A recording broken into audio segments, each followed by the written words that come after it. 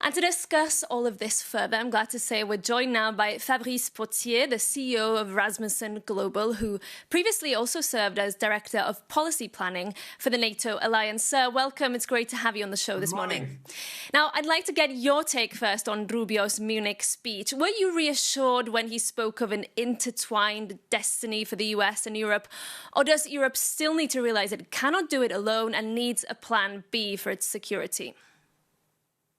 I would say it's probably both. There was clearly a feeling of calm before the next tempest, where obviously Rubio cast a tone that was much more friendly than the previous US speaker at the previous MSC, J.D. Vance, who really kind of opened almost hostility against Europe.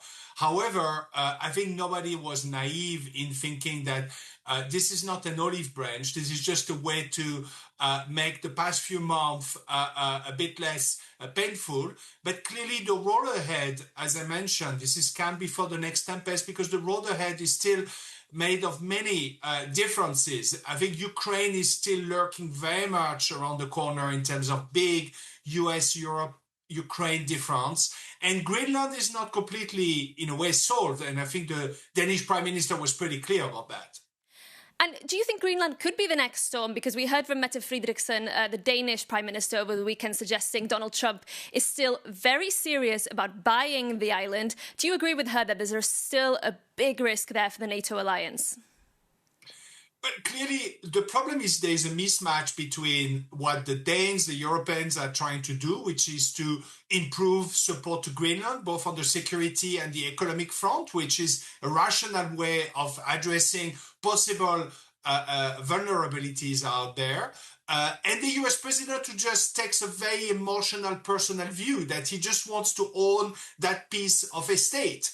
He's thinking like a Manhattan real estate mogul, so he doesn't take a very rational approach to it, and that's the mismatch that I think the Danes are trying to manage with a diplomatic process. How long the diplomatic process is going to keep things together, this is the big question mark. I think we have to be ready for the next crisis, and clearly the show of unity by the Europeans in addressing the US threat on Greenland worked once and may have to work another time, but we'll have to be willing to put even more skin in this game.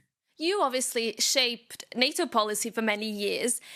Do you think there's a real crisis within the HQ here in Brussels? You know, we heard EU leaders, von der Leyen, talking about reactivating the EU's own defence clause over the weekend, seemingly because they cannot rely on NATO's Article 5. Is the NATO alliance, as we've known it for decades, now dead? It's gone. Well, I think it's not reactivating the EU mutual defence clause, it's making it real as a start, because it's never been taken really seriously. But on your NATO question, I think we are entering the age of parallel universes, where NATO is still going to be there.